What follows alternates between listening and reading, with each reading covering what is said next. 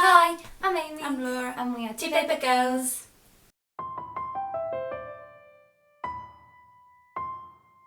On your marks, get set, bake! Today we're doing the Great British Bake Off tag. We are really excited to do this. We got tagged by Aoife over at FredWeasleydiedlaughing. She reads a ton every week. She's so friendly and super cute, so go check out her channel because she's great. We'll leave it down below. She tagged us quite a while ago, like before Great British Bake Off came back, but we're watching it every week in the house together. It's really sweet. We love it so much. Val was my favourite, and I'm sad she's gone, but her speech she made me cry. Like, I just love it so much. It's just so like wholesome. Everyone's so friendly and lovely on the programme. And it's just great, and I'm really sad that they're moving it to Channel 4 and losing the presenters and stuff, but hopefully it'll still be good, or the BBC like rival show will be just as good. But yeah, here's some book themed questions all relating to cakes. They're quite long questions, so I'm just going to read them off the laptop. Question 1 is cake. Hello, cake. The cake is sunk in the middle. Pick a book that didn't rise to your expectations. My answer for this is The Iron Trial by Holly Black and Cassandra Clare. I'm still reading this series and I'm not sure why, because while I'm reading it I'm like, it's just not as good as it sounded. It sounded so awesome. It sounded like Harry Potter but different. It had like some of the themes of Harry Potter I like, but it's not a carbon copy. It does feel really different, which is good. But it's just like, meh. It's okay. I just keep reading them because they're short. Like, as soon as one of them becomes like 400 pages, I'm probably just going to stop reading the series. But then the endings are always really good and they make me want to read the next one. But overall, they just fall flat, and just, I think a lot of people were really hyped about the Iron Trial and read it and were like, oh. So yeah, that's my cake that's sunk in the middle. My sunken cake is Belzar by Meg Wolitzer. This is one of Laura's books and it sounds really good. It's about a school that's for kids with mental health disabilities, and I thought it was going to be really good because it's got a bit of magical realism, a bit of fantasy in there, and I just thought it took the piss a little bit. I can't really remember what happened exactly because I read it quite a while ago now, but I just remember thinking that I'm not very politically correct, and I realised there was something wrong with it, and I was like, this isn't that great, and the characters weren't that great, and the storyline didn't go anywhere, and I was really excited to read it, and it just fell a bit flat. I'm also going to read off the laptop because they are quite long. So question 2 is biscuits. I love biscuits. Once you've eaten one, you're hungry for more. So true. And each time you eat another, they get more and more delicious. Pick a book series or trilogy that got progressively better. I'm choosing A Blast from the Past, the Gone series by Michael Grant, perhaps getting its television show. I really love this series. It just got better and better as it went along. The characters just got so much more well developed as it went along. Just everything went absolutely insane, and it wrapped up really, really well. I really enjoyed it. I think it's a 6-book series and it didn't feel like it at the time. And I really want to reread it, but obviously because it's quite long I don't think I ever will. But I would just love to step back into the world of the dome. In the phase, I remember now. For this answer, I'm going to have to say the Shatter Me series by Tahira Mafi. I haven't read many series, and a lot of the ones I have read kind of get worse or whatever, but Shatter Me I wasn't a massive fan. I thought it was okay, but like Biscuits, I had to eat the whole packet. It was just so addictive and Moorish, and I just couldn't get enough of it. Like, by the end of Shatter Me, I was like, I want to read the next one. I'm not sure why, but I really want to read the next one. And then Unravel Me, I couldn't put it down. Had to jump straight into Ignite Me, couldn't put it down. I read the novellas. It was just like, need more. It was just really, really good. Even though it had a lot of flaws, I just loved it. And yeah, very Moorish. It was like eating an entire pack of custard creams. Question 3 is bread. Kneading dough requires hard work and determination and proving. Pick a book that you put off reading for ages and needed a lot of determination to pick up. Needed a lot of determination. I liked Bread Week, but everyone's bread looked like cake. I was like, none of this looks like, where's the baguettes and the loaves? Like, all this just looks like cake. It was really weird. Anyway, my answer is Life of Pi by Jan Martel, because if you've been watching this channel recently, you'll know I was really, really happy to finally read Life of Pi, because we have had this channel for 2 years. We missed our 2 years anniversary. Sorry about that. We just didn't know. We just forgot.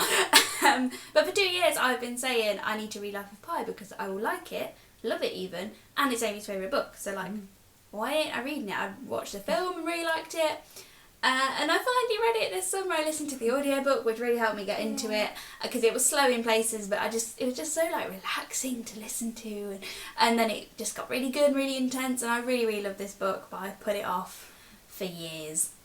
The book I choose is Room by Emma Donoghue. This is kind of like a joke for me and Laura because it's actually a really good book, but we put it off ages. We just had it on our shelves and we just weren't reading it, and then one day we just went, let's read it. And we kind of thought that was our first buddy read. Yeah. We both kind of buddy read it together, and I just remember it really well, like the story, because I remember thinking, this is brilliant. It's also one of like probably the first adult books that I actually read. Same. So it's got a lot of meaning to us, but we put it off for a very long time. Question 4 is desserts, my personal favourite. Foreign desserts such as crème brûlée and Spanish Windtorte. My eyes are bad. They're not, but I still can't read that. Are on the menu. Pick a book set in a foreign country. Look what's back! Back again. It is back. Life of Pi. Life of Pi. Richard Parker's back. Tell your friends. I'm going to say The Kite Runner by Khaled Hosseini. I forgot his name. I like this book a lot. I had to read it for AS, A-level, during college. I don't know why I can't explain The Kite Runner. It's been a while. But yeah, this is set in Kabul in India, and it's also partly set in America. But Afghanistan. In Afghanistan. It's been a while. Oh yeah, of course it is.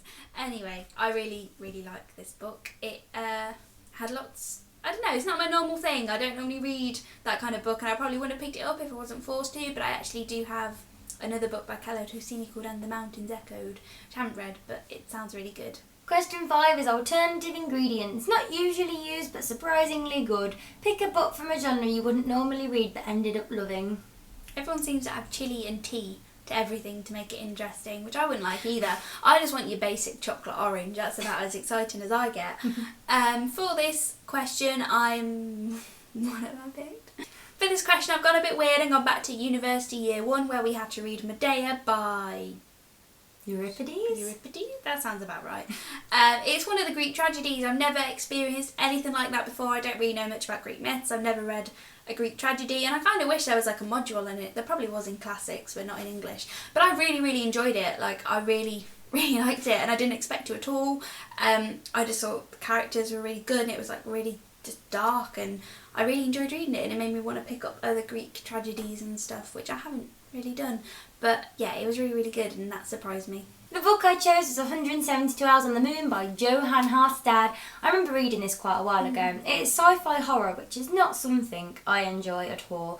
And reading this book, I was absolutely blown away. It was amazing. I really want Laura to read it because I think she'd love it. It's like a thriller set in space. It's not even that much like sci-fi elements, right? So I wouldn't like it, but I really enjoyed it. It's so creepy. That would be a really good one for Halloween, actually, because it is so scary. Actually, I might want to reread it because it's so good. I would really recommend this book. Question 6 is pastry. Short, crisp pastry can crumble easily. Very true. Pick a character who you initially liked, but as you read more and more, your relationship with them crumbled apart. I've been quite obvious with this one. Obviously, Adam Thingamabobby from Ignite Kent. Me. Adam Kent. Adam Kent, of course. I never liked him. I loved him to begin with. I was like, how do people like Warner and like don't like Adam? And then he doesn't actually do anything wrong. He just kind of trails off and just becomes annoying and irritating. And I just didn't like him in the end, which was a shame because it could have had like a really good love triangle going where all the guys were great and like really, really nice. And yeah, he just turned into a bit of a dick. So that was a shame. I have a joint answer for this because they basically come as a package. These two bastards in the Hall Instruments. They're alright. I loved Clary and Jace when I read City of Bones. I was like, I love the romance. It's so hot and they're both so cool. And now I'm like, shut your face. Yeah, partly I think there's a whole... I don't want to spoil anything. So spoilers. There's a whole like their brother and sister thing which is kind of really just halts the romance, obviously, because it's like, ooh, incest, that's not okay. And then, spoiler, it gets resolved, spoiler end.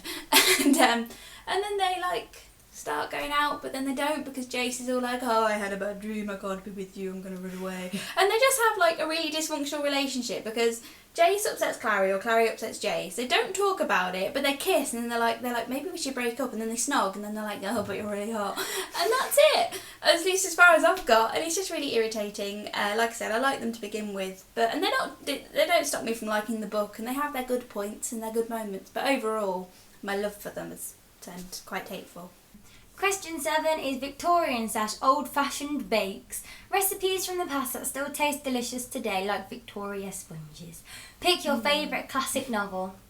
I'm going to be fairly obvious and go with Hamlet by William Shakespeare. I like a lot of classics, but I was thinking like The Great Gatsby and Catcher in the Rye, but I don't love them and come back to them as much as I read. Well, I don't even reread Hamlet a lot, but I love to watch it. I love thinking about it and quotes from it, and with seeing Andrew Scott in Hamlet for my 21st birthday. It's just going to be the best moment of my life. So yeah, Hamlet has to win because I really love Shakespeare, probably more than any other kind of time period in literature, and Hamlet's my fave. I choose Virginia Woolf's The Lighthouse. I love this novel. I have to read it all the time, it seems. It just keeps cropping back up in my university life because I've realised I love it. I love reading it. I love the characters in it. I love what it's trying to say. And I just really connect with Virginia Woolf on a personal level in this novel. And I just will always come back to this and it'll always make me feel good and like I'm back in college. Question 8 is Patisserie. You're eating a chocolate eclair, fair, but there's barely any filling inside. Oh, what? That's no point then. No. Pick a book that lacks substance and fell flat. Well, that's disappointed me. Like this books. Which I have chosen. Assassin's Cursed by Cassandra Rose Clark. We're having a good day. We are. Repeating each other's sentences. This book was just so... I do this thing where I like a book and it's alright, and then over time I think, well, that was shit. And I did this with this book. I read it and thought, meh. And then now it's got a bit further along, I'm like, that was not very good. And I'm not going to read the duology, I'm just kind of forget it existed, like a bad chocolate eclair. My answer is also a duology, and that is Not a Drop to Drink by Mindy McGuinness. I actually bought the second one thinking I would finish the duology, and now I'm not sure because it just fell flat and felt a bit empty. Me and Amy were just saying it needed to be longer, which normally I don't like books being dragged out. I like them to be short and snappy, but the characters weren't developed enough. The ending was super convenient and rushed, and I didn't really care or know what was going on, which was very good. I've heard the sequel's better, so I might pick it up. But yeah, it just felt like it could have been really good, but the main few characters at the start is fine, but then you get new ones introduced and you just don't, I just don't really connect to them, and I feel like it's very forgettable. I feel like in a year I won't remember anyone that was in it or what happened. Question 9 is chocolate. Chocolate is a comfort food for many people, us being those many people. Pick a book you could read again and again and still find comfort in. Like Jaffa Cake. Like Jaffa Cake. And chocolate buns. And dairy milk Cake. bars and Milka. And those Freddos and yogurts that you get. Oh my god, Freddos. Anyway, like all the beautiful chocolate things, I've got to go with Paper Towns and Harry Potter. I don't have Harry Potter with me right now, unfortunately. But these two books, they're tied. I love them. I love them. I love them. I love them for different reasons. Harry Potter has so much nostalgia, and the characters in the world is just like my fave. But then this book, if I just read a quote from it, I'm just so filled with emotion and feelings and thoughts, and it's amazing that a book can do that to me, and I will just happily read the Harry Potter series and this book forever and just always get something new out of it, and it would be a great experience. So I have to mention them both because I love them for different reasons. My favourite comfort read is All My Friends Are Superheroes by Andrew Kaufman. I come back to this book again and again. I love to read it in the bath or at night because it's just a little short read that you can just pick up and read all in one go, and it just gives me so many feels and just makes me feel good about myself. And it's only tiny and I just love it so much, and every time I talk about it, it makes me want to reread it. So look out for this in my October wrap-up. Question 10, the final question, is the grand final. Everyone is out to impress with extravagant showstoppers. I love the showstoppers there. Amazing. Pick your favourite book of the year so far that really impressed you. I'm going to pick On the Other Side by Carrie Hope Fletcher. It got 5 out of 5 stars. There was other 2 contenders such as The Last Family in England by Matt Haig and Stand Off by Andrew Smith, but this one takes the biscuit. I absolutely adored it. It's just so magical and beautiful, and I was very impressed by Carrie's writing. She's so talented, and I just can't wait for her to write more books. I also had 3 that I wasn't sure between, but Vicious by V.E. Schwab has to win. The other 2 were The Enchanted by Renee Denfeld and One by Sarah Crossan.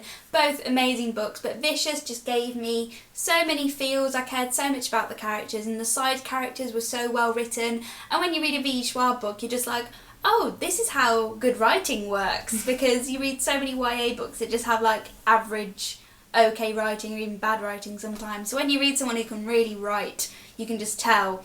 I think that's why all 3 of those books were contenders, just the writing was gorgeous. But Vicious has to win because I love the characters. They were so evil, but I loved them so much, and I could see where they were coming from, and they hated each other, but they really loved each other, and I loved it so much, and I really would like a sequel for this. There definitely could be one, but it does also wrap up nicely. Like, it could easily stop here too.